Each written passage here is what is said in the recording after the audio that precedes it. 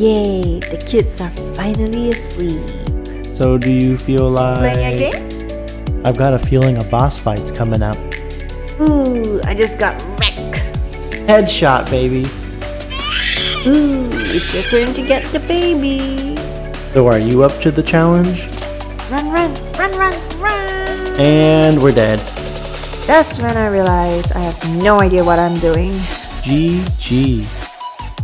Welcome back to another episode of the Gamer Parents Podcast. This is episode number 61. My name is Joanne, and I'm joined by my wonderful and amazing co-host and husband, Kevin. Hey everyone.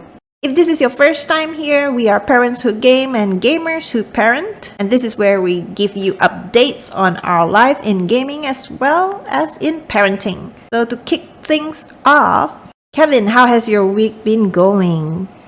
Yeah, so I guess I'll start with life, as it's just the order that I wrote things down in. On the life side of things, I know last week we talked about how we turned our daughter Faith's crib into like a toddler bed, giving her the freedom to get out of bed whenever she wants. And just like another update on that, everything's going pretty good as far as that goes, I think, right? I mean, she's not coming out of her room or anything. We haven't noticed that, and seems like she's staying in her bed Yeah. the whole time. Like, I mean, she's kind of basically treating it the same way. Like, when she wakes up, she'll start, like, talking or yelling for us to come get her, but it's as if she couldn't get out of bed herself. Yeah. So I think she's still maybe just figuring that out.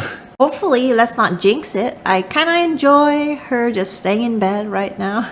Yeah, it's nice that she can just go hop in bed, when we tell her it's time to go to sleep. But yeah, all that's going pretty well so far. Uh-huh. Also, a couple of weeks ago, I did a stream where we kind of just went through some of the Pokemon cards that I had in my collection from like 1999 mostly. I think a little bit from early 2000s. Mm-hmm. Which was really fun. I always loved going through those, and it was cool going through those with people and kind of sharing some of the old cards that I have.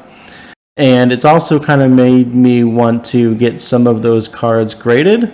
So like there's these companies that you can send the cards to, and they'll, put them in hard cases and basically give them like a quality grade from like, 0 to 10. Wow, that's exciting. Yeah, and it also kind of tells you what their value is because of their quality and everything. So I think I want to do that with at least some of the cards. So more to come on that. I've just been kind of digging into that whole process a little bit, and it might be a little bit time consuming and take a little bit of work to kind of figure out how I want to go about that.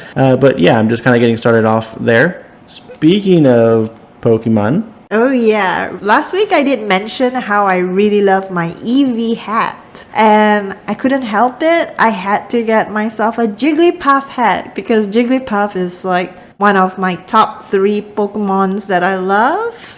We have that picture up on Twitter as well as on our Discord, I believe. Mm-hmm. But yeah, couldn't resist how cute Jigglypuff is, and I'm not talking about Kirby here. That's right.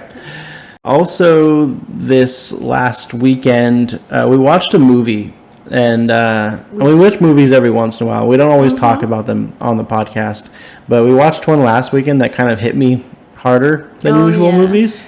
Mm-hmm. And it's on Netflix. It's starring Kevin Hart. Mm-hmm. It's called Fatherhood, and that one hit me in the feels for sure. Mm-hmm. Like the whole story, I think it shows it in the commercial and everything, but the dad ends up being a single father after losing his wife, like right after their daughter is born. Mm-hmm. And people don't believe in him that he has what it takes to be a dad. There's times where it seems like he doesn't think he has what it takes to be a dad. Mm-hmm. And he's trying to figure out how to take care of this newborn baby.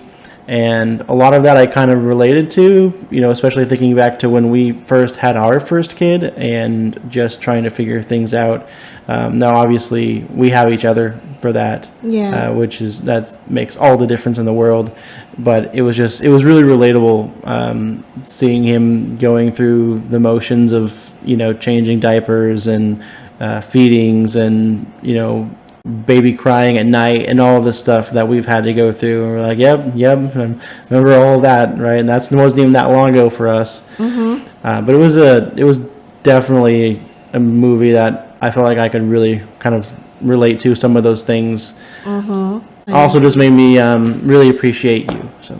Oh, yeah. I mean, we normally see movies about moms, and it's really rare to find like fatherhood movies that actually, like, I don't know, put it into perspective. Yeah, I feel like it was really accurate in terms of kind of what dads go through, and in this one it was very much so, because he's trying to, still succeed in his career and take care of the baby, and obviously has to choose at times to put his family first, as he should, but it felt pretty accurate. Yeah, I mean, I remember watching Daddy Daycare like a long time ago. Remember that? Yeah, that one was more like silly, like crazy. Yeah, that's more comedy, right? Yeah, definitely. Yeah, so it's different. This one's definitely more realistic with all the crying and stuff. So if you're a father and you're listening to this, definitely check it out. Yeah, it was sad. So just at least for most of the movie. So just keep that in mind. But I think that's it for life. So I'll go ahead and move on to gaming. Sure. So for this last week, I finally finished God of War Ragnarok. Woohoo! Finally. It took me a little bit more than 3 months to do it. How many hours was it? It was about 55 hours. So just to recap, at the very beginning, I set it on Give Me God of War difficulty, which is the hardest difficulty that the game has to offer. Now, just to say this, I don't normally play games on the hardest difficulty. I do like a challenge, but honestly, I normally start with like normal difficulty, and I usually am fine there, and I enjoy games that way. But this time, for whatever reason, I decided to try it on this hardest difficulty, and man, I really wanted to quit at some times, but I kept pushing through it, and 55 hours later, I beat the main story. I did some of the side quest stuff. I did a lot of the side quests. There's still like some other areas that I could go to, and there's all like the berserker fights. I think I did like 4 out of 12 of those. Wow. I only came across like 5 of them, and like one of them I was like, no, I'm not going to do this. This one's way too crazy for me. And I did notice that a lot of those, optional bosses were a lot harder than the main story. So I decided to first focus on the main story and kind of finish it off. So. What are your thoughts on it so far? Yeah, we'll just comparing this to the 2018 God of War. I thought this one was way better. I still really liked the last God of War, but just like for reference, when you start that game, you have one weapon, the Leviathan axe, and you later get a second weapon. And then in Ragnarok, you start off with both those weapons, and then you later get a third weapon, and it really just made combat seem like that much more exciting. Like you're constantly having runic abilities that you can use. So essentially, since you have 3 weapons for about the second half of the game, you have 6 different runic abilities you can like have equipped at any one time. And then at some point I forgot, like, I could switch these out and I could play around with completely different runic abilities, and and I actually did that, and I felt like that was way better. Like I did that somewhat towards the end, and I was like, this feels like a completely different game now because all my attacks are different all of a sudden. So I really liked it. I hope they do another God of War, and then you start off with the 3 weapons that we have now. That would be really cool. Plus the story, I feel like this one was better than the story of the last one, although I won't get into the details if anyone is still playing it. But yeah, amazing game.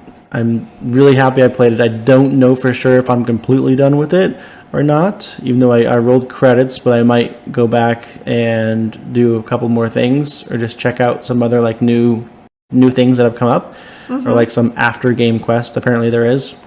So after I finished God of War, the next day I jumped into Returnal, which was another game that's been sitting on my desk for a while. But I jumped into there, and it's definitely a very obvious roguelike, where every time you die you restart at the beginning and the map changes a little bit. And I'm still trying to figure out if I like it. Is it like Gunfire Reborn? I mean, you said it's roguelike, but Kind of. Yeah, I mean, it's in theory, yeah, it's pretty similar to Gunfire Reborn. You can play co-op with like one other person, I think, so not quite like 4 people. The Okay. graphics are really good though, compared to Gunfire Reborn, especially. So Yeah. great, amazing graphics. Well, it's different. I mean, it's like a $60 game, so it's it's okay. The weapons are pretty fun to use so far. I like the different like trigger abilities and stuff.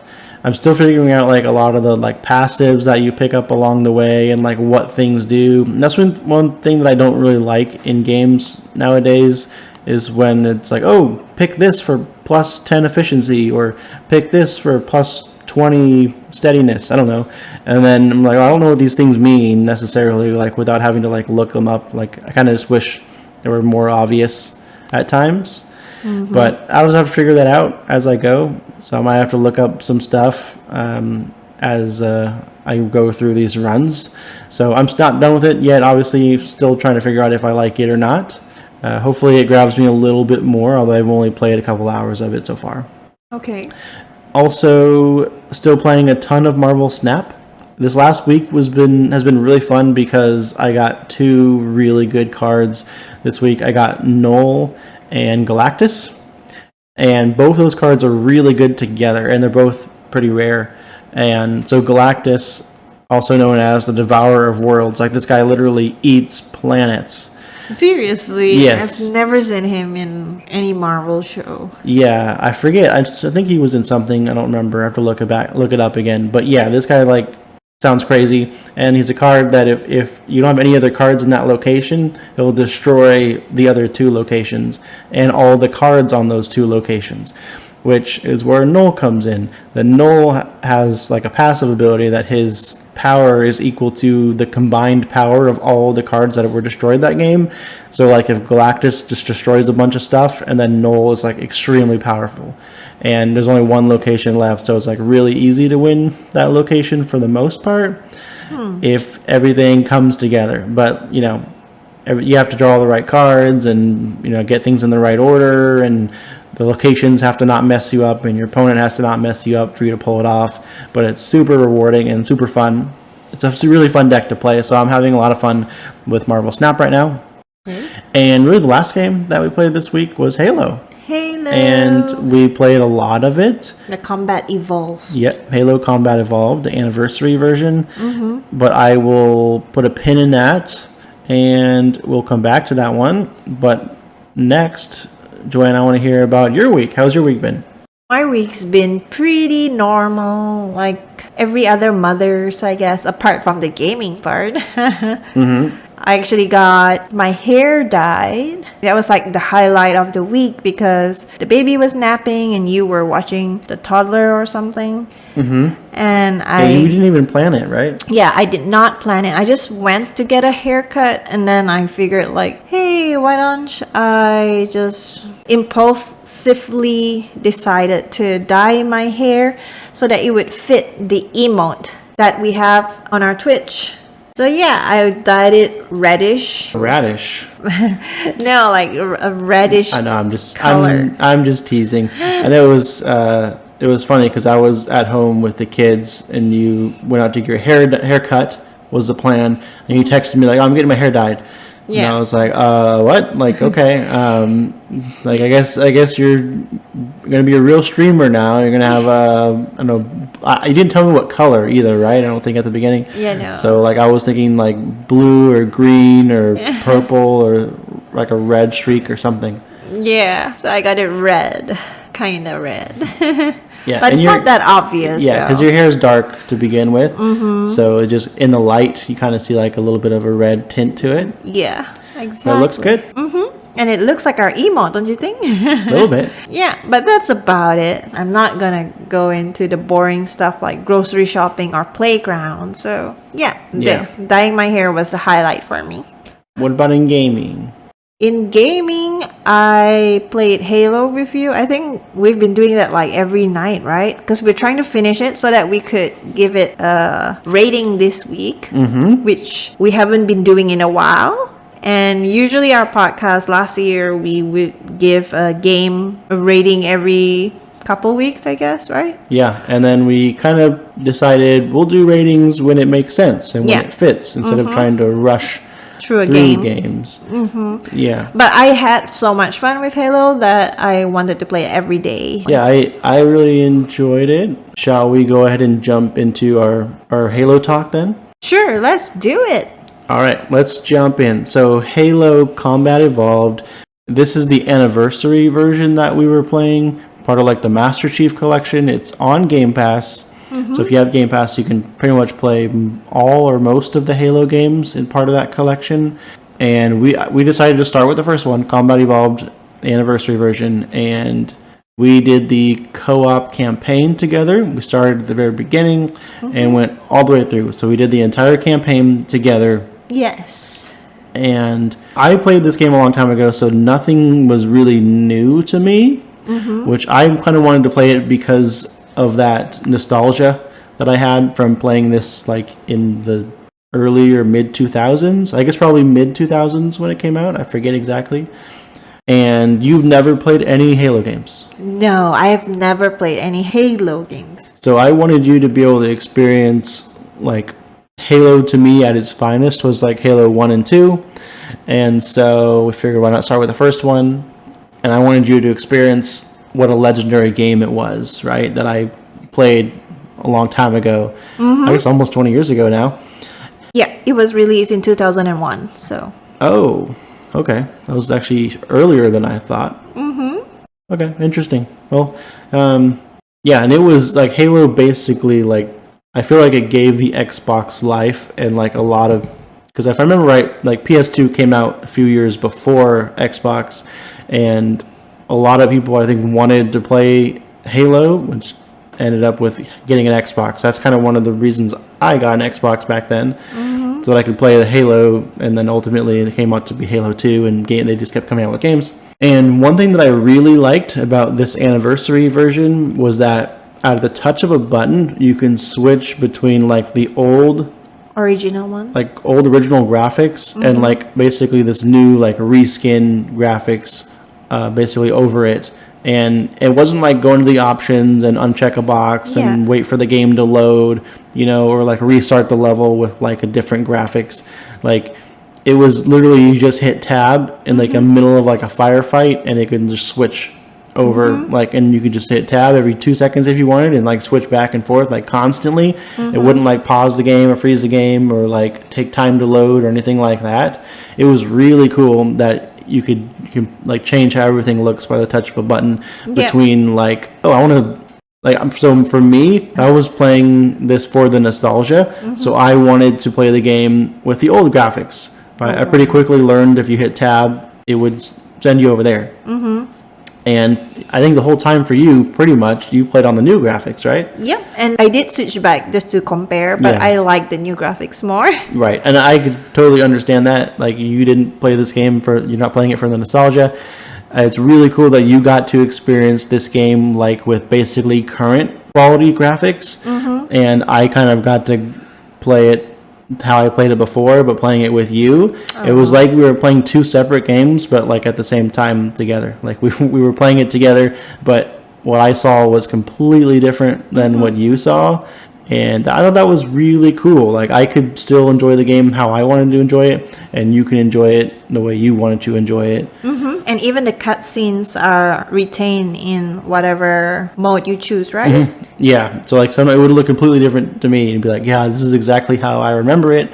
And then I would go look at your screen and be like, wow, that's the same thing, but it looks really cool, like really defined and way better graphics and stuff. So I did, through a few levels, I did end up switching the graphics to the current ones, their upgraded visuals, just to see what it was like and how it was done. And it was done really well. So I got to experience a little bit of both. What did you think about like the gameplay, the weapons, the enemies, the difficulty? We played it on normal difficulty, by the way, but of everything, did you have any trouble with anything? I mean, obviously, I mentioned it last week about the Warthog, where it's a bit too hard to control. It's very drifty, you know? Yeah, I know definitely like Halo 1, I'm pretty sure in Halo 2, it's a lot like that as well, where it's like, it almost feels like the wheels have like no traction. And as soon as you start to turn, the warthog just like starts to drift.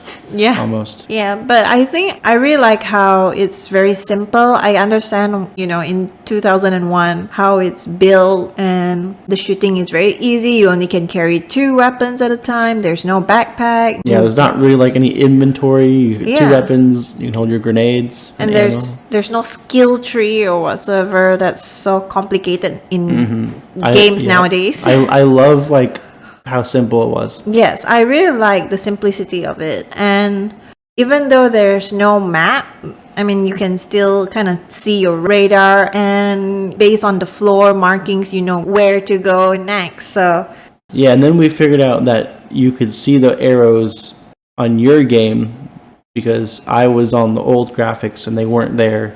And some levels or something, right? I think we noticed it wasn't there for me, but it was there for you. So I know there was definitely a few times I had a hard time knowing where to go, especially on a few of the more like open levels. Obviously, if you're just going room to room through hallways and stuff, it's a little bit easier. But sometimes there was like, where are we supposed to go? Yeah. Well, we'll follow the door that's like green, right? Yes. Yeah. Whichever doors would open and stuff, and some wouldn't, obviously. Yeah, but I really like it. What were your favorite weapons? Oh, my favorite weapon is the plasma rifle. Okay, the blue one, right? It shoots the blue light. Yep. Yes. And those were really cool. The only thing is like they run out of battery really fast. They do, yeah. But then you just have to keep picking up new ones from your enemies that you kill. So that's kind of sustainable. It seems like there's always ammo or something lying around. So that helps. Yeah, I mean, the game's pretty good about letting you pick up the weapons of all the enemies that you kill. The Covenant obviously drop a lot of their own weapons, and the Flood drop a lot of just kind of could be whatever, anything from plasma pistols to rocket launchers at times.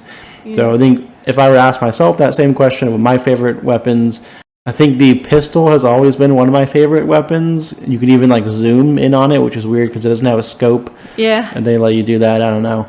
It's always been a weird thought for me. And then I also really like the shotgun.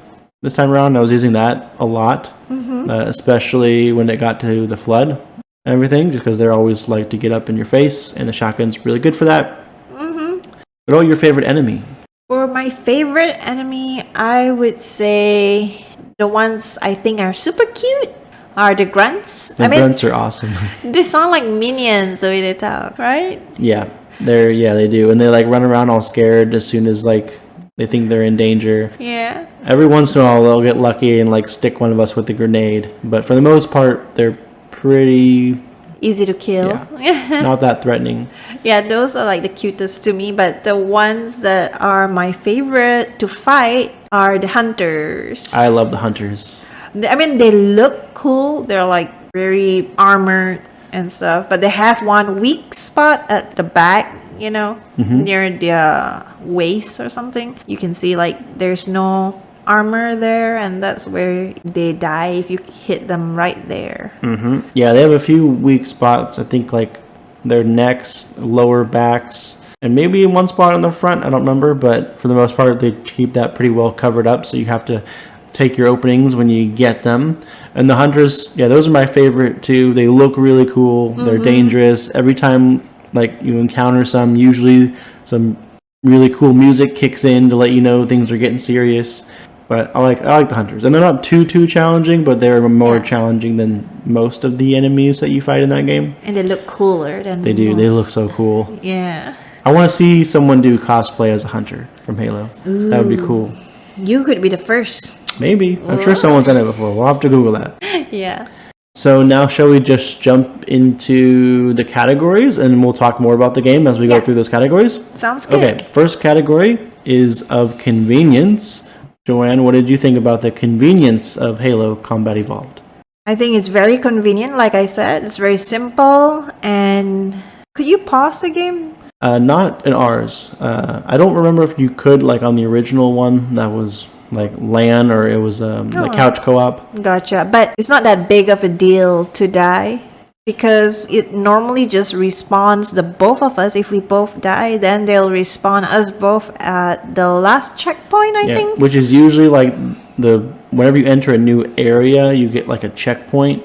So it doesn't like really send you very far back. It's basically like that's one area or room or like section of rooms or something. Yeah, and if one of us dies, then we'll just wait till you're in a safe spot or the other one is in a safe spot, and then we'll just respawn, right? Yeah, I mean, and that's if both of us die, you go back to the checkpoint. If one of us dies, then it's as long as the other person gets somewhere like somewhat safe, then the other person will respawn. Yeah. So, and you come back like with weapons. It's not like you come back with no weapons at all and you need to find them or something. So you just find your body if you want your old weapons. If not, the ones they give you are usually pretty decent. Yeah, so I would say the convenience level of this game would be around a 9 for me. Okay. And not a full mark because we don't have a map, but that's about it. Gotcha. Okay, that makes sense. I gave it a convenience rating of 8. Why? Well, it's pretty similar to yours. A lot of the same things that we talked about. Another thing, like the enemies don't really like patrol around very much. So like just go back to an area that you cleared, and for the most part, you should be safe. If you need to like leave the room or go check on a screaming kid or something, like it's not the end of the world if you just need to set the controller down for a little bit. Yep. Pretty easy to do that for the most part. Next category is communication. What did you think about the communication in this one? I think like there was not a moment where I wasn't talking to you. Like we're constantly like, watch out on your left or behind you, in front of you. Or like, let's go this way, or here I think I found the right way. Yeah. So I would give it a 9 as well for communication because we're constantly talking about the game. Not so much when the game is over, so it's not a full 10. But yeah, mostly during the game while we're playing, there's a lot of communication going between you and me to help one another.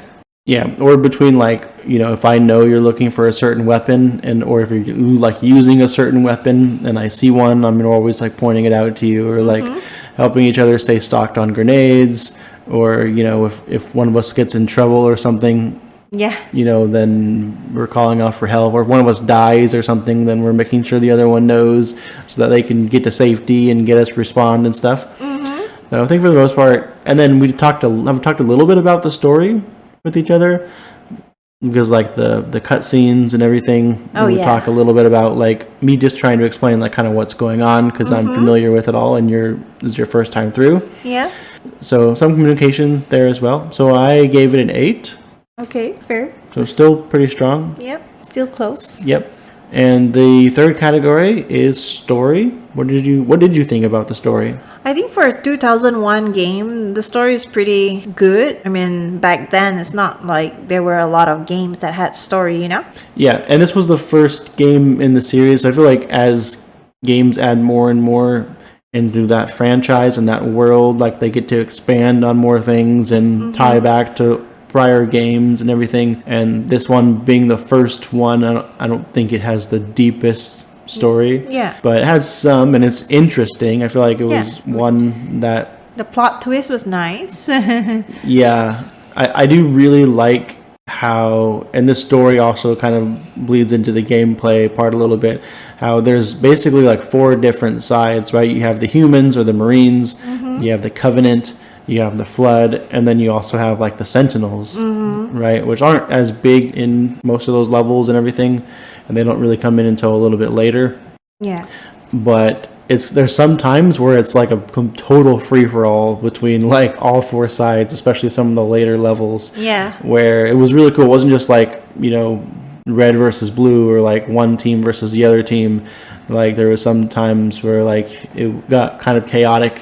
But not so dangerous because a lot of them were fighting each other. But definitely it was like us against the world. Yeah, and you like the Covenant, the Flood, and the Sentinels are also different, and they all kind of want different things. And the Flood seem like they just want to like consume everything, and the Covenant are kind of more mysterious. You don't exactly know what they're wanting, and then the Sentinels just want to like wipe out everything.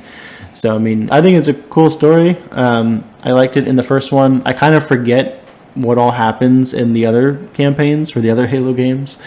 I didn't read about some of it, but for the most part, I liked this one and it was good. Yeah, I would give it a 6 for the story, because I mean it's not like the deepest one as you mentioned earlier, Yeah. and there's so many other games that has better storyline right now. But yeah, I think a 6 is okay. It's above average. Sure. Yeah, and I gave it a 7 on the story. And one other thing related to the story, not related to this game so much, but after this game, they did come out with a bunch of Halo books. And I remember I bought 3 of them and read them all.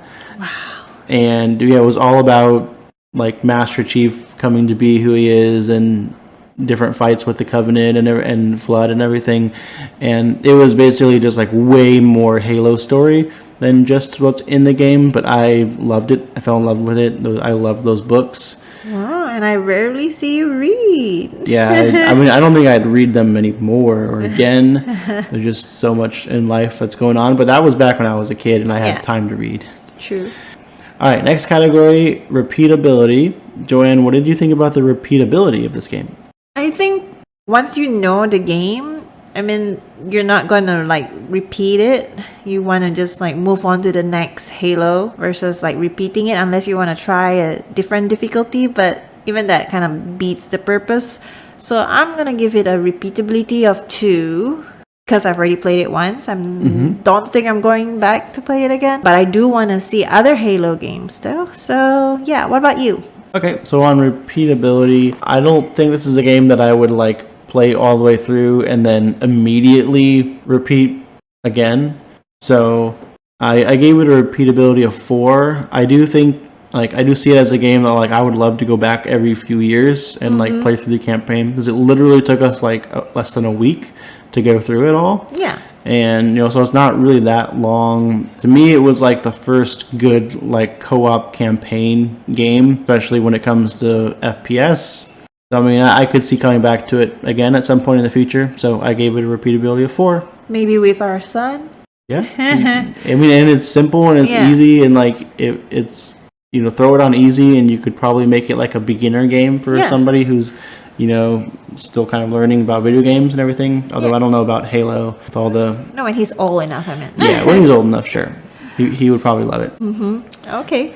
The last category is fun. Oh, I had fun. I really think like it's not one of those games that you dread to play, It's the kind that you like look forward to at the end of the day to play with one another. So I would give it a fun rating of 8. Okay, very nice.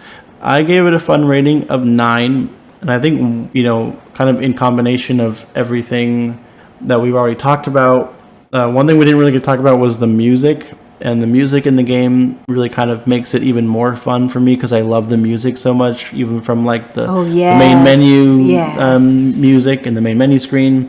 Also, like in all the missions, or like even when you get to like some points and the music just kicks in, that just makes it way more fun to me, considering like, and then if you were to think about it like with no music at all. Yeah. This made it so much more fun. And another part that makes it really fun is the co-op part. Because I could have way more fun playing through it with you. Like playing it by myself, I would not be playing it. I'd be playing something else that's more fun to play by myself. This is just so much fun because it's, it's Halo co-op campaign with my wife. Like that's super cool. I love it. I love it too. I wish we've done this game sooner. Really? Yeah. I mean, it's been on Game Pass. I wanted to like do some kind of Halo game with you, so I'm glad we got that first one in. They do probably only get better and maybe a little more complicated from there. But I don't know about better. I know Halo 2 is pretty good. Halo 3 was not bad either. But yeah, I don't think I really played anything after that. But I'm sure they're fun.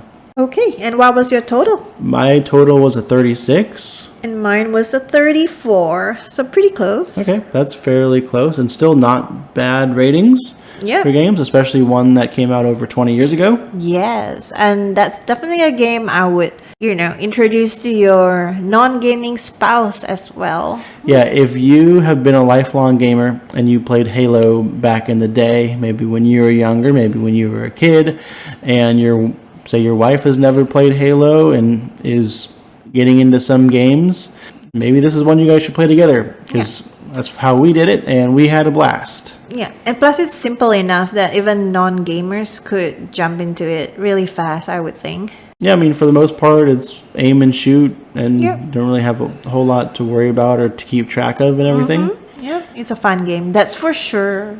Well, that wraps up our Halo review. Let's go ahead and run through our new game releases for this last week. Okay. So we have Colossal Cave on Xbox Series X and S, Xbox One. We have Crime Boss Rocket City on PS5, Xbox Series X and S, and PC. We have MLB The Show 23 on all consoles. Sifu on Xbox X and S and Xbox One. Terra Nil on PC, iOS, and Android. The Last of Us Part 1 coming to PC. Dredge on all consoles and PC. The Last Worker on PS5, Xbox Series X and S, PS VR 2, Switch, and PC. Citizen Sleeper on PS5, PS4, and Cosmonius High on Quest. Any of this stuck out to you? I remember when they revealed Crime Boss Rocket City. I forget what that was. Oh, was that the Game Awards, I'm pretty sure, or something. I could be completely wrong about that. And it looked interesting. I think it's on a lot of people's radars, although I know now that it's been out for a couple of days. So far, the reviews were pretty bad. So it's not one that I was planning on hopping into, and that's just kind of too bad. When you see a game that has a lot of hype and people getting excited for it, and I always kind of hope that it does well and it meets people's expectations, but we all have seen it happen where really anticipated game just doesn't do as well right out the gates. Hopefully they fix whatever it is. I don't know exactly what the negative attention is around it, but that's kind of one of the big games that have been out this last week. Any for you? Not really. All right, what about Game Pass games? New on Game Pass this week is MLB The Show 23. That's a day one release on console. And Infinite Guitars on console and PC. I wanted to check that one out, but I forgot. I started to, and I didn't follow through with it. Which one? The MLB? No, Infinite Guitars. Infinite Guitars, gotcha. Because I like guitars, and then infinitely, I don't know what it is. I gotta check it out. But thank you, Joanne. Let's run through where people can find us. Over on Twitch, where we stream every Tuesday night at 9:30 p.m. Central Time. Occasionally we add additional streams in there, but that's the one where you can usually find us over at twitch.tv/GamerParentsPod. You can also find us on YouTube. The YouTube channel is Gamer Parents Podcast, or over on Twitter at twitter.com/GamerParentsPod. Or on Instagram at gamer_parents_podcast. If you could give us a like, follow, subscribe, whatever it is, wherever it is, we would greatly appreciate it. The best place to come and hang out with us at any time would be the Discord channel. We are kind of constantly chatting in there throughout the day, throughout the week, with other amazing gamers and or parents, whether that be parents of children or parents of animals. Either works. We are also typically in those voice channels in the Discord channel most evenings. So if you want to hop in, say hi, strike a conversation about your favorite game or just what's going on in life right now, we would definitely invite you to do that. But that wraps up episode 61. We'll catch you on the next one. Bye.